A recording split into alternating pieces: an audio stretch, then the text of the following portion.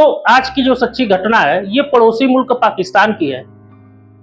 पाकिस्तान में महिलाएं, बच्चे और बेबस लोगों पे अत्याचार होना तो आम बात है, लेकिन पाकिस्तानों के हुक्मरानों के खिलाफ जब जब एक 16 वर्षीय लड़की ने पूरे अत्याचारों के खिलाफ मोर्चा खोला तो पाकिस्तान की सरकार हिल गई। बड़े बड़े अधिकारी, राजनेता और रसूखदार लोग जो कभी पाकिस्तान की जेलों में बंद महिला कैदियों का यौन शोषण किया करते थे, आज उनकी रातों की नींद गायब है और आंखों में साफ तौर से मौत का खौफ साफ दिखाई दे रहा था।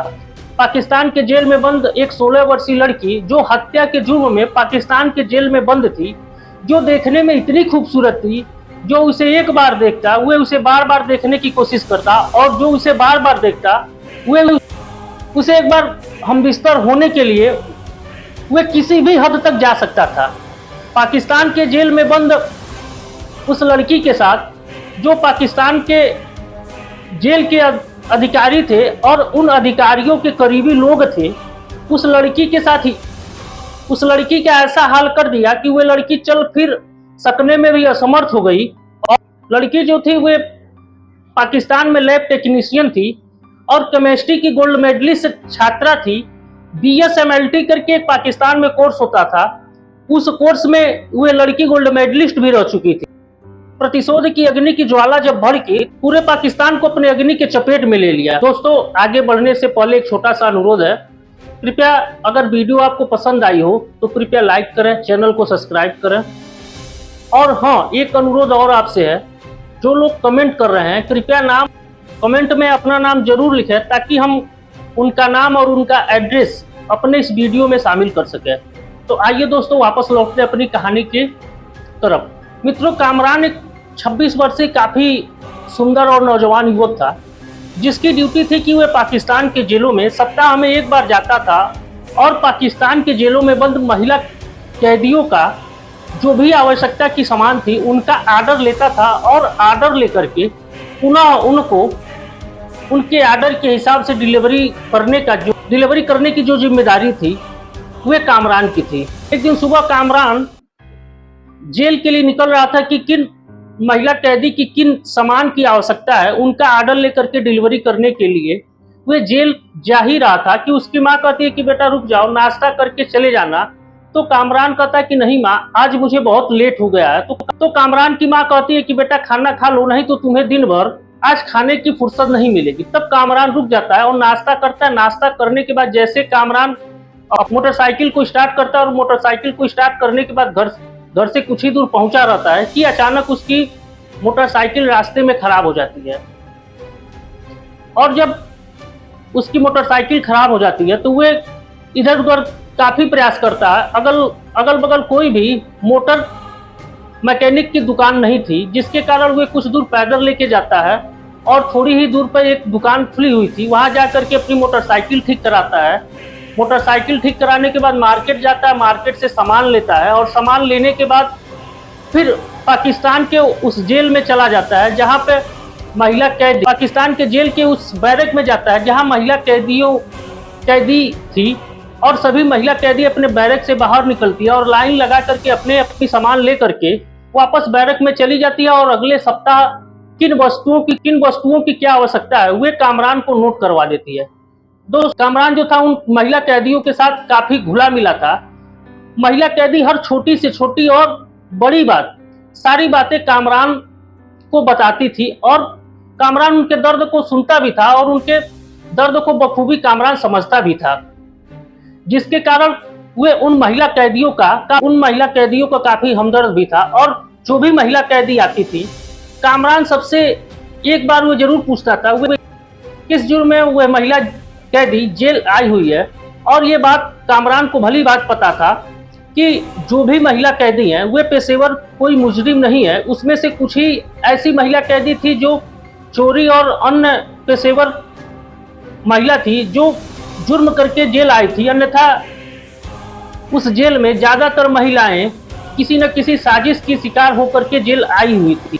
कामरान करता भी क्या, जब सिस्टम ही भ्रष्ट हो गया था और कहीं सुनवाई नहीं हो रही थी, कामरान ये सब जानते हुए भी काफी हैरान और परेशान रहता था और चाह करके भी न कुछ कर पाने की मजबूरी कामरान।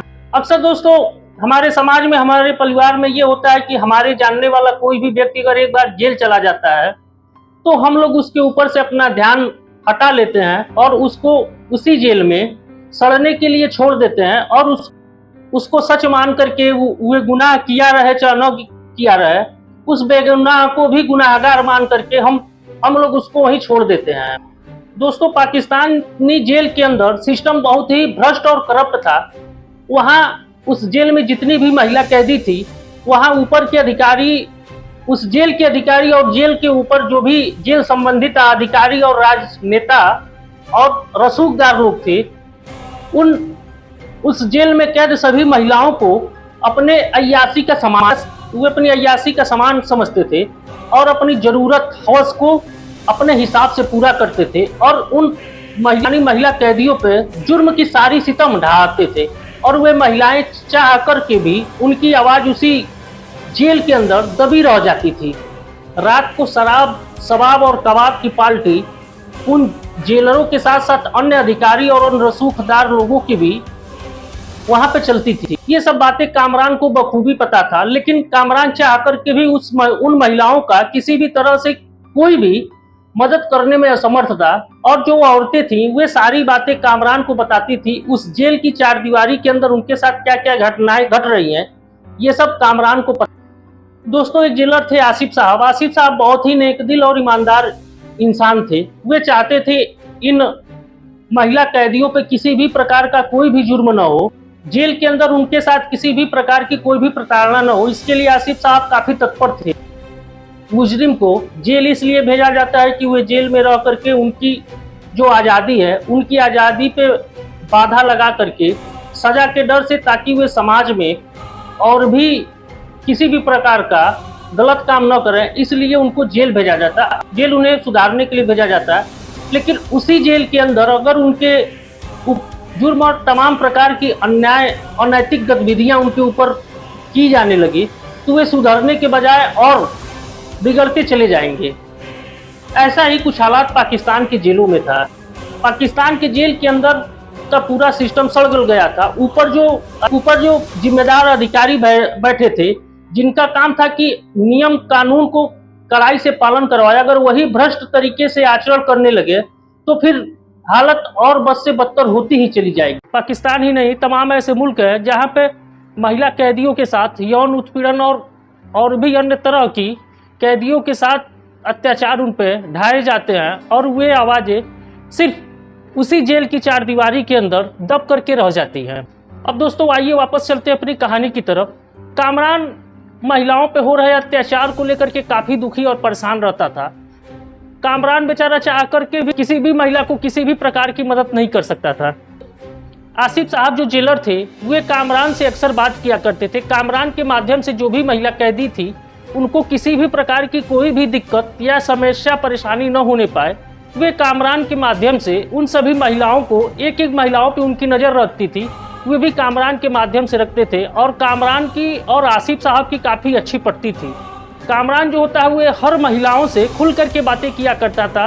हर महिलाओं के हर प्राइवेट से प्राइवेट सामान जो इस्तेमाल करने वाली होती है, जो महिलाएं और किसी से नहीं कर सकती थी, वे हर बातें कामरान से किया करती थी। कामरान से महिलाएं काफ़ी घुली मिली थी और कामरान से सारी बातें बता दिया करती थी और कामरान के माध्यम से आसिफ साहब जो थे उन महिलाओं को किसी भी प्रकार की कोई कमी नहीं होने देते थे। और जब तक आसिफ साहब जेलर बन के उस जेल में रहे तब तक किसी भी महिला का किसी भी प्रकार से शारीरिक, मानसिक या किसी भी प्रकार से कोई शोषण नहीं किया गया जब तक आसिफ साहब जेल में थे। पाकिस्तान के जेल के ऊपर जो बैठे भ्रष्ट अधिकारी थे, आसिफ साहब उन सभी भ्रष्ट अधिकारियों के नज़र, आसिफ साहब उन सबके निगाहों में गड़ चुके थे। चूँकि आसिफ साहब के रहते जेल के अंदर रंगरेलिया वे सब नहीं मना पा रहे थे, इस नाते वे सब एक योजनाबद्ध तरीके से योजना बना करके आसिफ साहब की दूसरी जेल में ट्रांसफ़र करवा देते हैं। दोस्तों आसिफ साहब इतने ईमानदार जेलर थे, वे जहाँ भी जिस जेल में जाते थे, चाहे वे महिला कैदी हो चाहे वे पुरुष कैदी हो, किसी भी प्रकार की किसी के ऊपर कोई भी जुर्म नहीं कर पाता था। और जितने भ्रष्ट अधिकारी थे जेल के अंदर, जिनकी आदत बन गई थी अय्याशी करने के लिए, वे सभी मिलकर के आसिफ साहब को दूसरी जेल पे ट्रांसफ़र करवा देते थे। आसिफ साहब के जगह पे कबीर नाम का एक जेलर आ जाता है। कबीर जो होता है वे काफ़ी भ्रष्ट और अय्याश किस्म का आदमी था और वे ऊपर के अधिकारियों और राजनेताओं के दबाव में जो भी वे लोग कहते थे गलत या सही, वे उन्हीं सब लोगों के कहने के अनुसार ही काम किया करता था और जितने भी भ्रष्ट अधिकारी थे सबका चहेता था। और कबीर जब फिर से एक बार उस जेल में जाता है, फिर उस जेल में महिलाओं के साथ यौन शोषण और भी अन्य तरह की शारीरिक मानसिक यातनाएं चालू हो जाती हैं। कबीर जो था जो देखने में कम उम्र की थी और या जो देखने में काफ़ी खूबसूरत थी, कबीर उन सभी महिलाओं का यौन शोषण किया करता था और जेल के अंदर नंगी नाच करवाया करता था। कबीर जब आसिफ साहब के जगह पर जेलर बन के आ जाता है, उसके बाद कामरान जो है निराश हताश होकर के जब जब एक हफ्ते बाद जेल पहुंचता है और जेल के बैरकों में जा करके सभी महिला कैदियों के सामान नोट कर ही रहा था, तभी उसकी कामरान की नज़र एक 16 वर्षीय खूबसूरत कमसीन महिला कैदी पे पड़ी, जिसको देख करके किसी की भी नीयत डोल जाए। और कामरान जो था बार बार उसी महिला कैदी को देखता था। सबका सामान नोट करने के बाद कामरान जो है सभी महिला कैदियों से एक हफ्ते की छुट्टी लेता है और कहते हैं कि अगला हफ्ता छोड़ करके मैं उसके बाद वाले हफ्ते में आऊँगा। तो सभी महिला कैदी पूछते हैं कि कामरान एक हफ्ते के लिए तुम छुट्टी क्यों ले रहे हो? तो कामरान बताता है कि मेरी शादी है। जैसे ही महिला कैदी शादी सुनती है, वो सभी महिलाएं मिलकर के कामरान को आशीर्वाद देती हैं और कामरान भी सबका धन्यवाद देता है।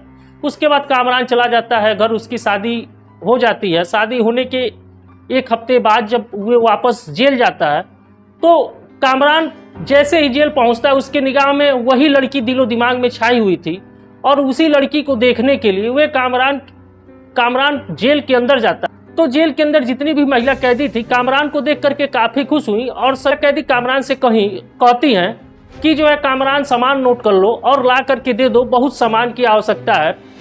उसके बाद कामरान किसी की बात नहीं सुनता है और कामरान उसी 16 वर्षीय कमसीन खूबसूरत लड़की को ढूंढने लग जाता है। कामरान जब इधर उधर देखता है और इधर उधर बैरकों में घूमता है तो बहुत सी महिलाएं हैरान होकर के कहते कि कामरान तुम्हारी शादी हो गई है, शादी होने के बाद तुम किस तरह से पेश आ रहे हो? तुम हमारा सामान नोट करो, हमें सामान की आवश्यकता है, तुम इधर उधर कहाँ घूम रहे हो? तुम्हारा ध्यान किधर है? आज तुम्हारा ध्यान हम लोगों के ऊपर नहीं है, आज तुम हम लोगों का आर्डर क्यों नहीं नोट कर रहे हो? कामरान किसी से कुछ नहीं कहता है। उसी जेल में एक वृद्ध महिला थी जिनका नाम बिल्किस अम्मा होता है। बिल्किस जो होती हैं, वृद्ध होने के कारण सभी जितने भी महिला पुरुष या जो भी होते थे सभी लोग उनको अम्मा के नाम से पुकारते थे। फिर कामरान बिल्किस अम्मा के पास जाता है और कहता है कि अम्मा, पिछले सप्ताह जब मैं जेल आया था तो एक खूबसूरत 16 वर्षीय लड़की थी, वे आजकल कहाँ है, दिखाई नहीं दे रही है, मैं उसको काफ़ी ढूंढने का प्रयास कर रहा हूँ। जैसे ही कामरान उस लड़की के बारे में जानना चाहता है और ये सुनकर के बिल्किस अम्मा काफ़ी गुस्से में आ जाती हैं और उनका चेहरा गुस्से में लाल हो जाता है। उसके बाद बिल्किस अम्मा कहती हैं कि कामरान दरिंदे ने उस लड़की के साथ इतनी दरिंदगी की इतनी सारी हदें पार की, वे इंसान है, वे लड़की है, कोई सेक्सुअल मशीन नहीं है कि जिसके साथ जो चाहे वे करो। पहले तो ये जेलर रात को उसको अकेले उठा करके ले जाता है, अब तो ये हालत हो गई है कि जेलर अपने लेके जाता है, उसके साथ साथ जो भी ऊपर के अधिकारी और नेता और अन्य लोग होते हैं वे सब लेके जाते हैं। इस समय तो उसके साथ 8-8, 10-10 लोग शराब के नशे में प्राकृतिक और अप्राकृतिक यौन संबंध करते हैं और उसकी हालत इतनी खराब हो गई है, न तो वे अब उठ पा रही है, न तो चल पा रही है और वे मना करती है तो ये सब लाठी डंडे से उसकी पिटाई भी खूब करते हैं। है बेचारी एक बैरक में जा करके पड़ी हुई है। उस कामरान कहता है कि अम्मा ले चलो उस बैरक में। कामरान जो है उस बिल्किस अम्मा के पास उस बैरक में जाता है, उस लड़की का खूबसूरत गोरा बदन देखता है, बैरक के कोने में लेटी हुई थी और तौर से उस लड़की के गोरे बदन पे ये दिखाई दे रहा था कि उसके साथ कितनी हैवानियत और मारपीट की गई है। उसके गोरे बदन पे साफ स्पष्ट दिखाई दे रहा था, घाव के निशान दूर से ही साफ दिखाई दे रहे थे। ये सब देखने के बाद कामरान का कलेजा मुंह को आ जाता है। उसके बाद कामरान सभी महिलाओं का आर्डर लेता है। आर्डर लेने के बाद वापस घर आ जाता है। और जब कामरान घर आता है तो ये सब बातें की लाख प्रयास करता है, लेकिन कामरान भूल नहीं पाता है। उसी लड़की की मासूम चेहरा, उसके साथ हुई हैवानियत की दृश्य बार बार कामरान की निगाहों पे घूम रहा था और कामरान काफ़ी परेशान था। चूँकि कामरान किसी तरह से रात को खाना खाया, खाने के बाद वह सोने के लिए चला जाता है और उसकी पत्नी जब उसके पास जाती है, क्या बात हुई, जब से आप जेल से आए हैं तब से आप जो है न तो ठीक से खाना खा रहे हैं, न तो ठीक से बोल रहे हैं, और आप बताइए जेल में आपके साथ कोई घटना घटी क्या? कामरान कहा कि ये बात मैं किसी को नहीं बता सकता हूँ और ये बात न तुम जानो तो ही बेहतर है। तब कामरान की पत्नी कहती है कि आखिर मैं आपकी पत्नी हूँ, आप मुझसे बता करके अपने दिल का भार जो है हल्का कर सकते हैं। तब कामरान गुस्से में होकर के कहता है कि अगर मेरा बस चलता, मासूम लड़की के साथ उन लोगों ने हैवानियत की जो हदें पार की, मैं सभी उन दरिंदों को 20 चौराहे पे खड़ा करके फांसी चढ़ा देता। और इतना सुनने के बाद उसकी पत्नी कहती आखिर क्या हुआ, कौन सी लड़की थी, किसके साथ दरिंदगी की सारी हदें पार हुई हैं। दोस्तों, अब वीडियो को यहीं हम विराम देंगे, क्योंकि काफ़ी लंबा वीडियो हो जाने के कारण आप लोगों का कमेंट आता है कि इतनी लंबी वीडियो न बनाया करें। दोस्तों, आपसे एक और अनुरोध है, कृपया चैनल को सब्सक्राइब कर लें ताकि अगला पार्ट बहुत जल्द ही हम लाने वाले। तो अगले एपिसोड तक आप हमारे साथ बने रहिए। कृपया आपसे अनुरोध है कि चैनल को सब्सक्राइब करिए और जल्द ही अगले पार्ट में हम आपको ये बताएंगे वे लड़की ने उन हैवानों से कैसे अपना बदला लिया। एक नहीं बल्कि 25 लोगों को एक ही बार मौत के घाट उतार दिया। दोस्तों, अब मिलते हैं अगले पार्ट में, लेकिन उससे पहले आज जो हमारे दोस्त कमेंट किए थे उन दोस्तों का नाम हम अपने वीडियो में अब शामिल। अब हम आइए सिलसिला चालू करते हैं कमेंट करने वालों का। तो कमेंट करने वालों में प्रेम कुमार रंजन कौड़ीराम गोरखपुर उत्तर प्रदेश से हैं, यहीं से हैं शैलेंद्र राय जी कौड़ीराम गोरखपुर उत्तर प्रदेश से, और शुभम तिवारी गोला गोपालपुर गोरखपुर उत्तर प्रदेश से हैं, और कृष्ण मोहन तिवारी ये मलाव गोरखपुर उत्तर प्रदेश से हैं। भाई जुनैद खान ये मऊ उत्तर प्रदेश से हैं। बस्ती से इस्तफाक मोहम्मद साहब है। कानपुर से भाई पंकज कुमार मिश्रा जी हैं जो कमेंट किए हैं और चैनल को सब्सक्राइब किए हैं। औरैया से बाबू मुकेश कुमार जी हैं जो चैनल को सब्सक्राइब किया है और कमेंट किए हैं। आप सभी लोगों को बहुत बहुत धन्यवाद, आभार। और इस तरह से आप हमारा वीडियो देखते रहे, चैनल को सब्सक्राइब करते रहें ताकि हमारा हौसला बढ़ता रहे और आप लोगों के लिए इसी तरह से सच्ची घटनाओं पर आधारित रोचक वीडियो बना करके आप लोगों के लिए लाते रहे।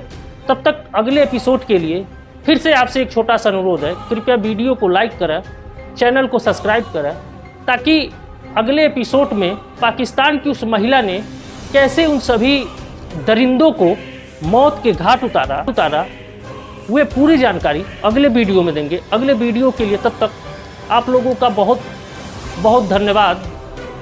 नमस्कार।